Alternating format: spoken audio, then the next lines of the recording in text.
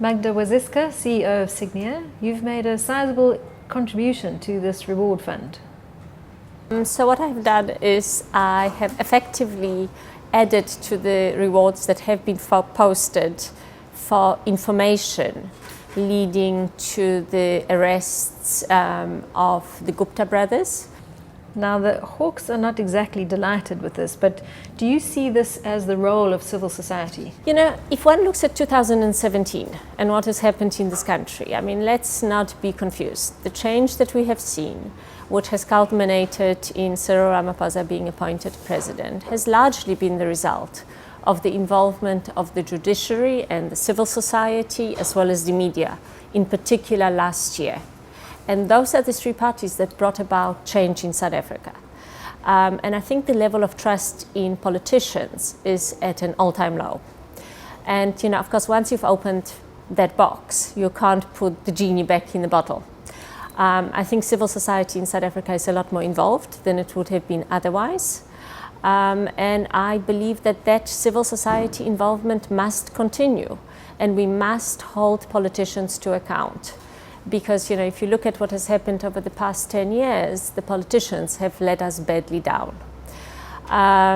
This concept of, you know, posting rewards, financial rewards for information, not for bounty hunting, for information leading to arrests, age-old tradition used around the world by law enforcement, including South Africa. So why should this be any different? Is this your role as business, as a South African citizen? I don't think it's a very big deal. I thought it was just a helpful thing to do.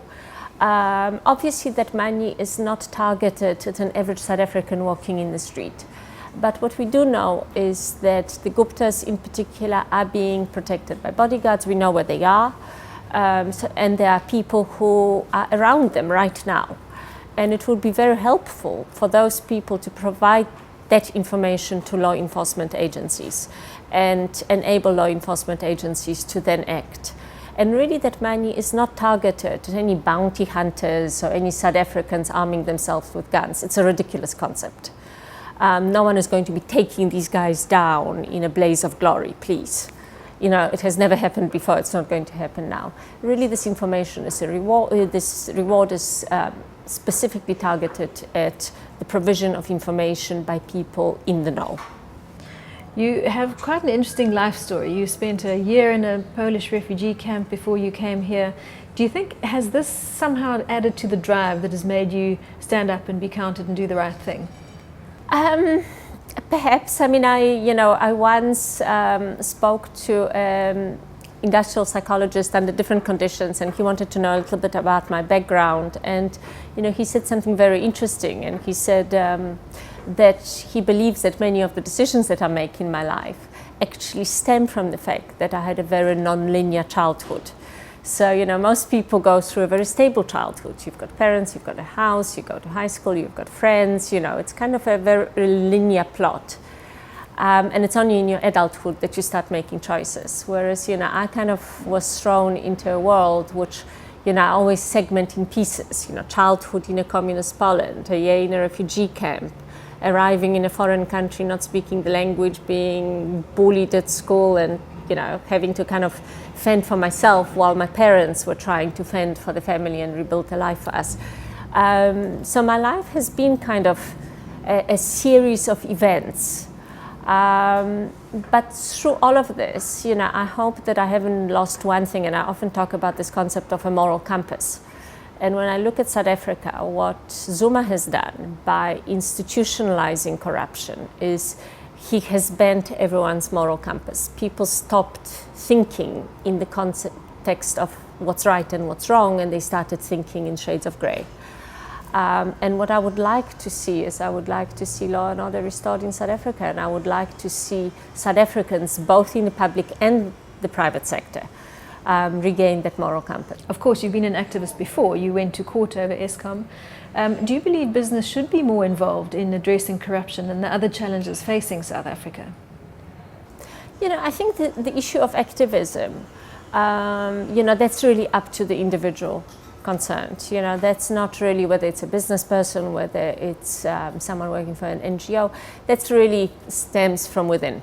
You know, that's not, I don't think it's necessarily the role of business to start posting rewards for information leading to the rest of the Guptas.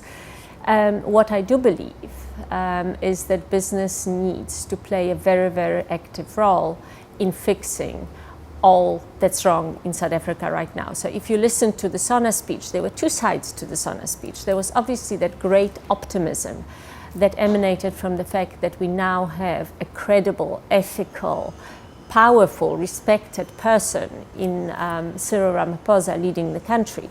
But when you listen to the message in terms of the tasks that he has to tackle, that's a very daunting list of tasks, and that's not going to happen without the involvement of business, labor and trade unions, without the involvement of government, and without the involvement of civil society. So we will all have to make sacrifices. Make no mistake, and you will learn how big those sacrifices are on Wednesday in the budget. But we will all have to come together and come up with collective plans to fix the economy. To fix the unemployment, to fix the inequality, to fix the broken education system. It's just a litany of problems that we have to tackle, and we have to do it together. We have something of a new political dawn right now. How is that affecting your outlook on the economy? Look, I'm a lot more positive now than I was last year. So, one of the triggers for me becoming involved in this whole world of, you can call it activism, but really stems from the fact that working and running an investment firm, in Sygnia, I was at the coalface of seeing the economy spiraling downwards because of the looting, because of the corruption, because of the inattention to actually running the economy and running the country. Which then culminated in the firing of Pravin Gordhan and the eventual capture of National Treasury. So, last year was a very negative year for the economy. I mean, we entered a recession, you had this rising unemployment rate, and there was absolutely nothing being done to halt that downward spiral, nothing. And now we, for the first time, are seeing And obviously there's a lot of hope that rests on the shoulders of Cyril Ramaphosa, but I am much more hopeful that the person in charge of running this country understands economics, understands the challenges that we face, and that he will bring together people that can focus on fixing the economy. So I'm very optimistic that we can get out of this mess. It's just that it's going to take us time. We need to regain credibility of international investors, and they're a lot more skeptical than we like to believe. We are very optimistic, and we were all cheering, watching SONA, whereas they were ticking off list of, what's wrong with the country. We need to regain the trust of credit rating agencies and prove to them that we can manage our books, which isn't going to happen on Wednesday. So we need to get back to this point where we have growth of at least 5% in this country, because that's what's required in order to deal with unemployment. And the consequence of that will be that we can start dealing with the inequality in this country. But I'm a lot more optimistic. I'm certainly not going anywhere. I'm keeping my business here, and I'm hoping to contribute. How should investors be positioning themselves right now to take advantage of this positive sentiment towards South Africa? Most investors should never think of speculating on short-term news flow. So you should always think of your investments as kind of a long-term game plan, and you should be diversified. So we are enjoying a period of, fairly strong rand because of this elation around South Africa. So now, if you haven't invested any money offshore, now is a very good time to invest a portion of your money overseas, or at least in products which have international exposure. I think, if you're a long-term investor, at the end of the day, equities are the way to invest.